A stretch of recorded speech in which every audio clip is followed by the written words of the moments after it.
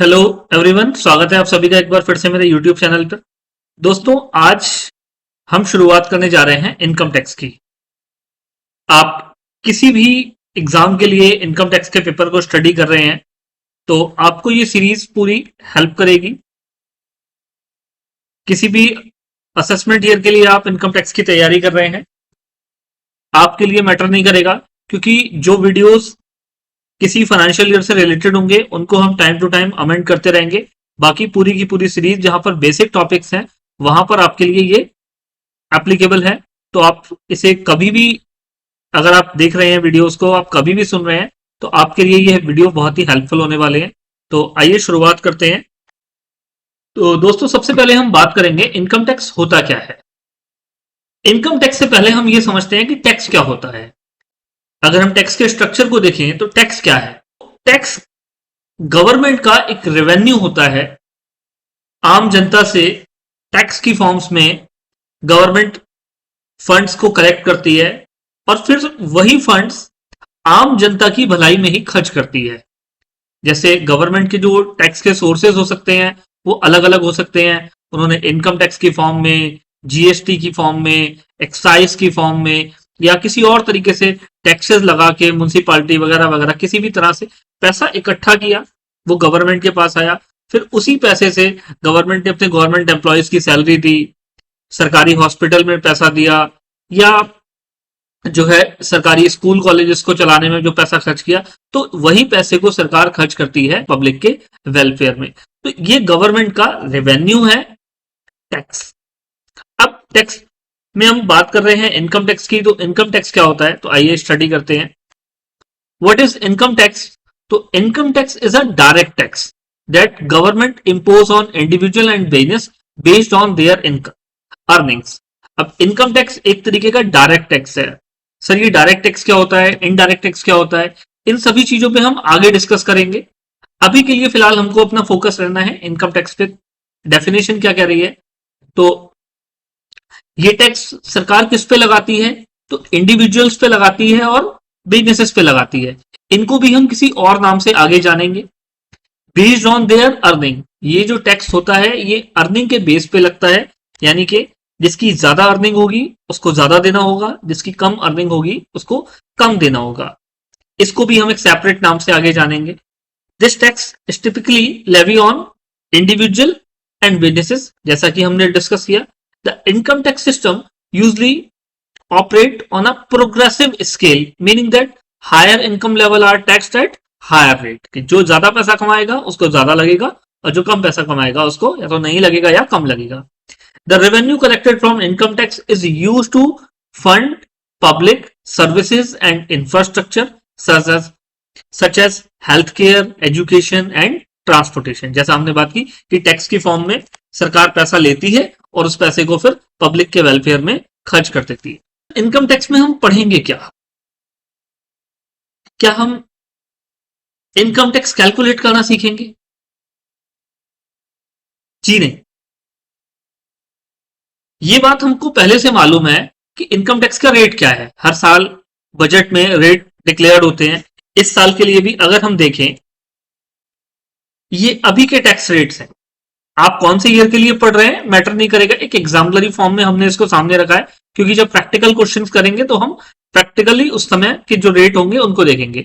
तो यहाँ एक ओल्ड रिजीम है, एक न्यू रिजीम है, इनके मीनिंग क्या है आगे देखेंगे। यहां पर मुझे दिख रहा है कि 2,50,000 तक की इनकम पे जियो टैक्स है, 2,50,000 से 5 लाख तक 5% है, 5 लाख से 10 लाख तक 20% है, 10 लाख से ऊपर 30% है।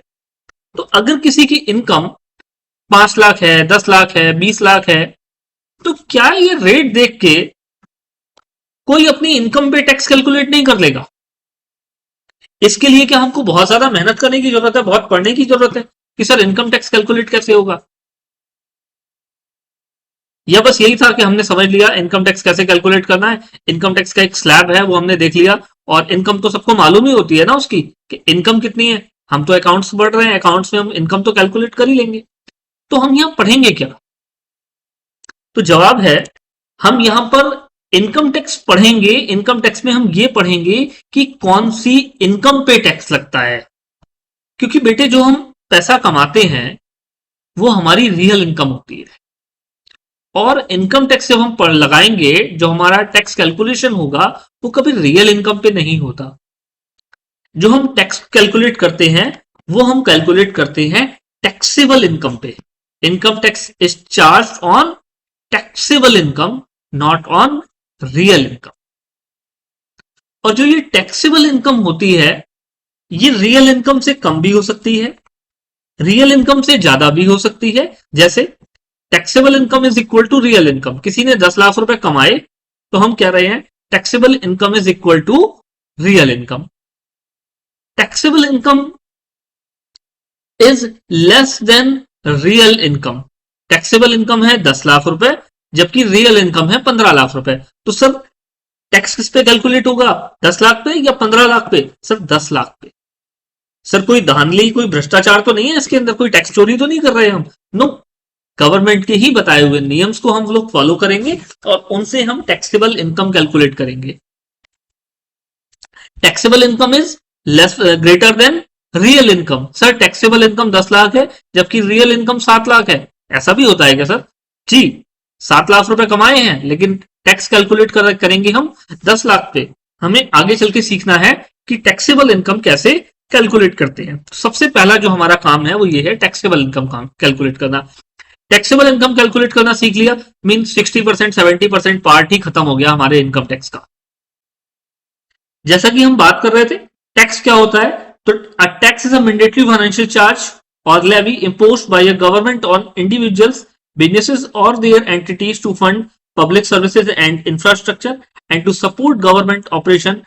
Taxes come in many forms and are collected at various levels such as federal, state and local government. जितने टाइप्स की गवर्नमेंट होंगी उनके अपने अपने रेवेन्यूज के फॉर्म्स होंगे और वो अपने अपने लेवल पे टैक्स लगाती हैं। जैसे हम लोग बात कर रहे हैं कि सेंट्रल गवर्नमेंट को इनकम टैक्स लगाती है, स्टेट गवर्नमेंट के अपने टैक्स के रिसोर्स हैं, म्युनिसिपैलिटी के अपने रिसोर्स हैं। तो जैसे जैसे लेवल ऑफ गवर्नमेंट होंगे वैसे वैसे उनके सोर्स ऑफ टैक्सेस होंगे।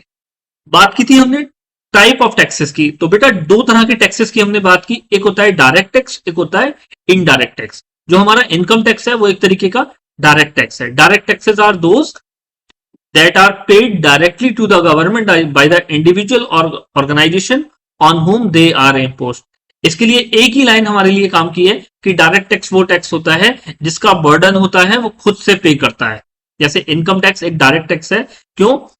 क्योंकि मेरा टैक्स मैं खुद जमा करूंगा, मेरी इनकम पे कितना टैक्स बनता है ये मैं कैलकुलेट करूंगा, मैं जमा करूंगा। इनडायरेक्ट टैक्स के एग्जांपल क्या है, जैसे जीएसटी, माल खरीदता कोई है और टैक्स पे करता है कोई। हम अपना जब माल खरीदते हैं तो टैक्स पे करते हैं उस दुकानदार को जिससे हमने माल खरीदा है, और वो दुकानदार या वो कंपनी जिससे हमने माल खरीदा है वो टैक्स जमा करने के लिए लायबल है। हम लायबल नहीं है, हम सिर्फ पे करने के लिए लायबल है to the seller. Indirect tax are collected by intermediaries such as retailer from the customer or consumer. These taxes are paid to the government by the intermediaries. Indirectly पे होंगे। कुछ और टैक्सेस जैसे service tax, entertainment tax, professional tax, dividend distribution tax, ये अन्य प्रकार के कर हैं। की पॉइंट्स, तीन बातों का हम ध्यान रखेंगे। एक होती है प्रोग्रेसिव टैक्सेस, जैसे मैंने पहले ही इनकम टैक्स का एग्जांपल दिया कि higher income level are tax at higher rate. Regressive taxes होते हैं lower income level bear a high tax burden relative to their example, जैसे सेल टैक्स। और एक होती है प्रोपोर्शनल टैक्सेस, जैसे the tax are remain constant regarding of income level, जैसे professional tax, flat tax जिनको हम बोलते हैं। हमारे इनकम टैक्स के सोर्स क्या क्या है? इनकम टैक्स लॉज जो कंप्लीटली बनता है वो किन किन चीजों को मिला के बनता है? The sources of income tax laws in India include several key components, जैसे income tax act 1961, income tax rule 1962, finance act जो हमारा हर साल आता है, बजट जब जो है संसद में पास हो जाता है, राष्ट्रपति साइन कर देते हैं, प्रेसिडेंट के सिग्नेचर के बाद ये बन जाता है फाइनेंस एक्ट। जब ये पेश होता है तो ये होता है फाइनेंस बिल। तो finance act, circulars and notification जो CBDT time to time issue निकालती है, और जुडिशियल प्रोनाउंसमेंट जो सुप्रीम कोर्ट और हाई कोर्ट्स के डिसीजंस होते हैं वो जुडिशियल प्रोनाउंसमेंट। तो इन सबको मिला के हमारा बनता है tax law. These source collectively from the framework of for income tax laws in India, ensuring that taxpayer understand their obligation and the government can effectively collect taxes. तो ये हैं sources of tax laws in India।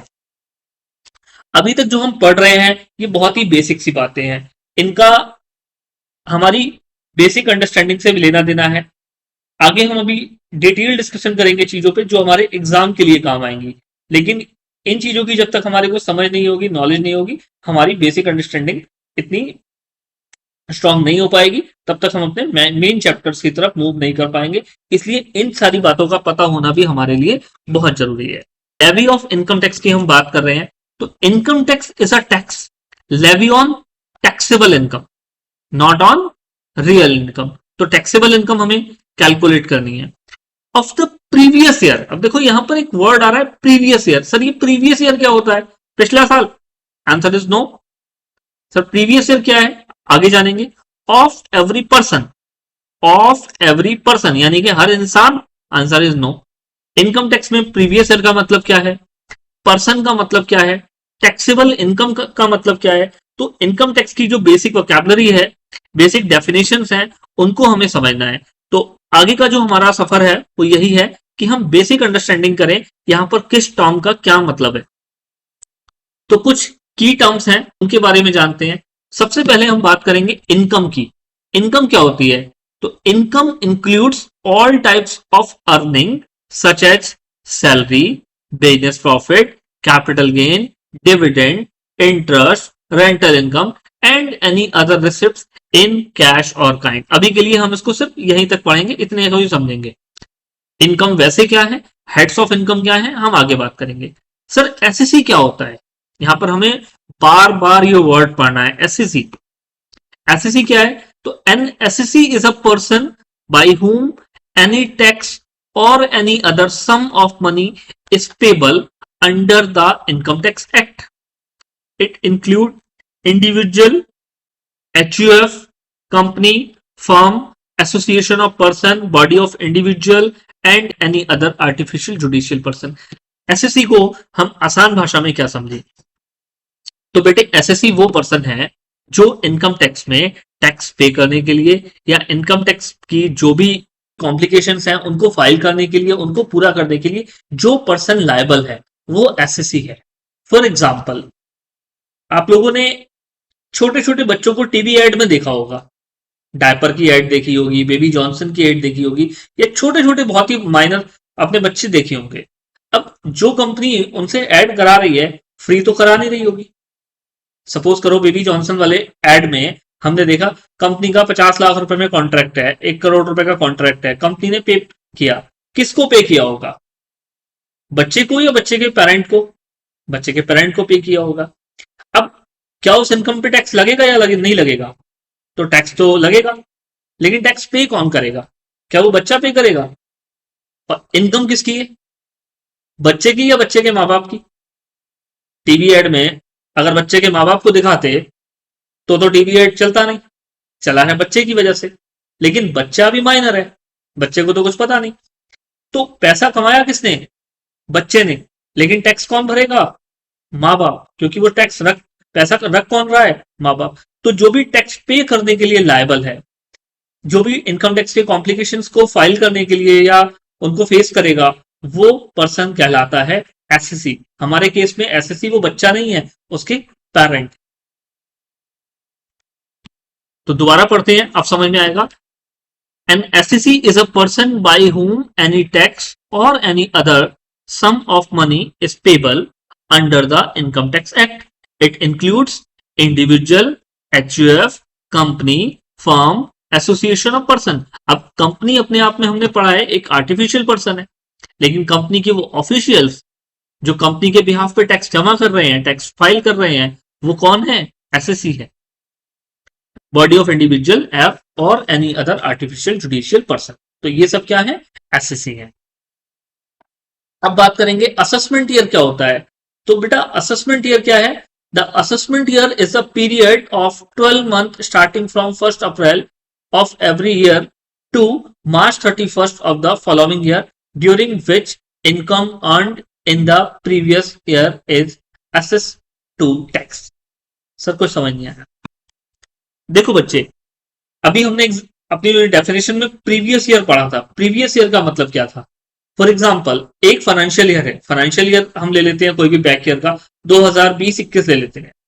2020-21 financial year में जब पैसा कमाया जाएगा उस period को हम बोलेंगे इनकम टैक्स में प्रीवियस ईयर, यानी कि जिस पीरियड में पैसा कमाया गया। अब 2020-21 में जो पैसा हमने कमाया उसकी टैक्स फाइलिंग कब होगी? नेक्स्ट ईयर, यानी कि प्रीवियस ईयर 2020-21 का असेसमेंट ईयर होगा 2021-22। प्रीवियस ईयर का नेक्स्ट ईयर होता है असेसमेंट ईयर। 2021-22 प्रीवियस ईयर, जिस साल हम पैसा कमा रहे हैं, उसका असेसमेंट ईयर होगा 2022-23। ये साल हमारा चल रहा है 2024-25। प्रीवियस ईयर 2024-25, इसका असेसमेंट ईयर कौन सा होगा बेटा? Next year 2025-26। तो समझ लें, प्रीवियस ईयर जिसमें हमने पैसा कमाया, असेसमेंट ईयर यानी कि कर निर्धारण वर्ष जिसमें टैक्स डिसाइड हुआ, नेक्स्ट ईयर। ठीक है जी, आगे बढ़े। Assessment year, the assessment year is a period of 12 months starting from April 1st of every year to March 31st of the following year, during which income earned in the previous year is assessed to tax. Previous year क्या होता है?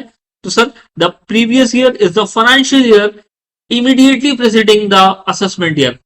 Assessment year के शुरू होने से पहले वाला पिछला फाइनेंशियल ईयर ही क्या है? प्रीवियस ईयर है। Income earn in the previous year is tax in the assessment year. जो पैसा हम प्रीवियस ईयर में कमाते हैं उसमें हम असेसमेंट ईयर में जाके टैक्स पे करते हैं। सर पर्सन क्या होता है? हमने वहां पे बात की थी कि पर्सन टैक्स देते हैं। तो इनकम टैक्स में पर्सन वर्ड का मतलब क्या है? तो the term person include an individual, HUF, company, firm, association of person or a body of individual, a local authority, and every artificial judicial person not falling within any of the preceding category. कोई भी person या कोई भी judicial person या कोई भी artificial person या कोई भी नेचुरल पर्सन जो मनी अर्न कर रहा है, हु इज पर्सन, चाहे वो नेचुरल हो, राम श्याम मोहन गोपाल मैं आप हो, या आर्टिफिशियल पर्सन हो, कंपनी हो, इंडिविजुअल HUF हो, बॉडी ऑफ इंडिविजुअल हो, AOP हो, ये सब क्या है? यहां पर पर्सन है। Gross total income GTI, the aggregate of income under various head after applying the provision of set of losses but before any deduction under chapter 6A। In short बता दूं बेटा, जितने भी हमारे हेड्स ऑफ इनकम हैं, सारे heads of income को total करने के बाद हमारी बनती है ग्रॉस टोटल इनकम। अब ये हेड्स ऑफ इनकम क्या होते हैं, इस पे बस अगली स्लाइड में हम डिस्कस करेंगे।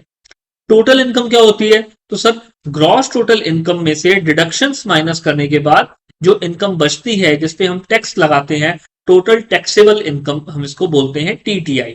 फिर डिडक्शन क्या होते हैं, इस पे भी हम आगे बात करेंगे। एग्रीकल्चर इनकम क्या होती है? It refers to income derived from source like lands situated in India used for agriculture purpose through cultivation, rent or revenue from such land and income from farmhouse. खेती की एक्टिविटी से जो हम पैसा कमाएंगे, चाहे वो डायरेक्ट खेती करके या खेती को सपोर्ट करके, वो इनकम एग्रीकल्चर इनकम कहलाएगी। आगे के चैप्टर में हम इस पर डिटेल डिस्कशन करने वाले हैं। अब हम इनकम टैक्स के स्ट्रक्चर को समझने की कोशिश करते हैं कि इनकम कैसे कैलकुलेट होती है, इनकम किस तरह से डिसाइड होती है किसी पर्सन की, कि इनकम टैक्स में सोर्सेस ऑफ इनकम को किस तरह से रखा गया है। डेफिनेशन में था लेवी ऑफ इनकम टैक्स। तो income tax is a tax levy on the taxable income of the previous year. Previous year हमने समझ लिया कि जो साल चल रहा है उसको हम यहाँ पर प्रीवियस ईयर कहते हैं। पर्सन हमने समझ लिया, पर्सन का मतलब क्या होता है यहाँ पर, पर्सन का मतलब चाहे कोई आर्टिफिशियल पर्सन हो या जुडिशियल पर्सन हो या नेचुरल पर्सन हो, उसको हम पर्सन कहते हैं। अब एक सवाल हमारा रह गया, टैक्सेबल इनकम क्या होती है? तो आइए अब हम टैक्सेबल इनकम को समझते हैं। Computation of total taxable income, उसके लिए बेटा सबसे पहले हम यहां पर किसी पर्सन का रेजिडेंशियल स्टेटस निकालते हैं। जो हमने अभी शुरू में एग्जांपल देखा था, स्लैब देखी थी इनकम टैक्स की कि रेट कैसे निकलता है, तो सबसे पहले उसके लिए हमें पता होना चाहिए किसी पर्सन का रेजिडेंशियल स्टेटस। रेजिडेंशियल स्टेटस से हमारा मतलब क्या है कि वो पर्सन इंडियन है या फॉरेनर है। यहां पर हम रेजिडेंशियल स्टेटस में अलग अलग क्लास पढ़ेंगे कि इंडियंस के लिए क्या क्लास है और फॉरेनर के लिए क्लास है। उसके बाद दूसरी चीज मैटर करती है, अगर कोई नेचुरल पर्सन है तो उसके लिए एज क्या है। अलग अलग एज के लिए अलग अलग स्लैब है। तो इन दोनों बातों से हम क्लियर करते हैं अपना रेजिडेंशियल स्टेटस। एक बार हमको रेजिडेंशियल स्टेटस मालूम पड़ जाए तो उसके बाद हम किसी भी पर्सन की इनकम को 5 हेड्स में डिवाइड करते हैं। इनकम टैक्स ने सारी की सारी इनकम को 5 हेड में क्लासिफाई किया है। वो 5 हेड क्या क्या है? तो सर पहला हेड है इनकम फ्रॉम सैलरी, दूसरा हेड है इनकम फ्रॉम हाउस प्रॉपर्टी, तीसरा हेड है profit and gain from business profession, चौथा हेड है इनकम फ्रॉम कैपिटल गेन, और पांचवा हेड क्या है? इन चार से अगर कोई भी इनकम बच जाए तो वो आ जाती है इनकम फ्रॉम अदर सोर्स। ये 5 हेड ऑफ इनकम है। इनकम फ्रॉम सैलरी, वर्ड से आपको क्लियर हो गया होगा कि सैलरी से जो पैसे कमाए जाते हैं वो सैलरी में रखे जाते हैं, सैलरी के हेड में। हाउस प्रॉपर्टी में क्या होता है? हाउस प्रॉपर्टी में रेंटल इनकम आती है। आप किसी भी तरह की कोई रेंटल इनकम अगर अपनी कैपिटल एसेट को किराए पे चढ़ा के कमाते हैं चाहे, तो वो हाउस प्रॉपर्टी की इनकम होती है। Profit and gain from business profession, आप कोई भी व्यापारी हैं या आप कोई प्रोफेशनल हैं तो आप जो उसमें पैसा कमाते हैं वो आपका profit and gain from business profession में आता है। इनकम फ्रॉम कैपिटल गेन, अगर आपके पास कोई पूंजीगत संपत्ति है जैसे मकान है, ज्वेलरी है, शेयर्स हैं, इनको बेच के जो आप बड़ा मुनाफा कमाते हैं, पूंजीगत आय आपकी आती है, उसे हम बोलते हैं कैपिटल गेन। और इन चार से मैंने जैसे पहले भी बताया कि अगर कोई इनकम बच जाती है तो वो आ जाती है इनकम फ्रॉम अदर सोर्सेज में, जैसे इंटरेस्ट की इनकम आ रही है, डिविडेंड की इनकम आ रही है, या कोई लॉटरी की इनकम आ रही है। कौन बनेगा करोड़पति से आप पैसे कमा के ला रहे हैं, तो सर वो कहाँ जाएंगे? सर ना तो सैलरी है, ना वो हाउस प्रॉपर्टी है, ना वो बिजनेस था आपका, ना वो आपकी कोई कैपिटल एसेट थी, तो वो कहाँ आएगा बेटा? इनकम फ्रॉम अदर सोर्सेज में आएगा। तो इस तरीके से 5 हेड्स हमने देखे। 5 हेड्स में अलग अलग हेड्स में कैलकुलेशन करने के बाद टैक्सेबल इनकम कैलकुलेट करते हैं हम, और वो टैक्सेबल इनकम हो जाती है ग्रॉस टोटल इनकम, जैसे हम बोलते हैं जीटीआई। जीटीआई में से हम माइनस करते हैं बेटा डिडक्शंस। ये डिडक्शंस का पूरा एक चैप्टर हम पढ़ेंगे। इनकम टैक्स ने हमको कुछ तरीके बताए हैं अपना टैक्स सेव करने के लिए कि अगर आप अपने पैसे यहां इन्वेस्ट करोगे तो आपको इतने रुपए की टैक्स में छूट मिल जाएगी, आप इतने पैसे यहां खर्च करोगे तो आपको यहां पर छूट मिलेगी। तो वो डिडक्शंस को हम सेपरेटली पढ़ेंगे। अभी के लिए फिलहाल हमें उसको समझना है कि जीटीआई में से हमें अपने डिडक्शंस को माइनस करना है, तो हमारी आ जाती है टोटल टैक्सेबल इनकम टीटीआई। और टीटीआई हम कैलकुलेट कर लिया, सर टैक्सेबल इनकम मेरे पास है, अब क्या करना है? आप स्लैब में लाके और अपना टैक्स कैलकुलेट कर लो। आपको टैक्सेबल इनकम ही तो चाहिए थी, टैक्सेबल इनकम एक बार मिल गई, अब टैक्स आसानी से कैलकुलेट कर लेंगे। तो टोटल टैक्सेबल इनकम आने के बाद हम क्या करेंगे? Compute tax on total taxable income as per slab. तो ये हमारी जर्नी है इनकम टैक्स में जो हमें पढ़ना है। पहले हम अपने 5 हेड्स कंप्लीट करेंगे, फिर बाकी के बचे हुए टॉपिक कंप्लीट करेंगे। अगली क्लास में हम अगले वीडियो में पढ़ेंगे सबसे पहले रेजिडेंशियल स्टेटस निकालना, क्योंकि टैक्सेबल इनकम के लिए जर्नी में हमारा सबसे पहला काम ही यही है कि डिटर्मिनेशन ऑफ रेजिडेंशियल स्टेटस। तो किसी पर्सन का रेजिडेंशियल स्टेटस हम कैसे निकालें कि वो उसका क्या स्टेटस। तो आज की क्लास में इतना ही। उम्मीद करता हूं इस वीडियो में आपको समझ में आया होगा। बेसिक्स ऑफ इनकम टैक्स की बेसिक अंडरस्टैंडिंग आपको मिली होगी। अब अगले टॉपिक में हम रेजिडेंशियल स्टेटस कैलकुलेट करना सीखेंगे। Thank you.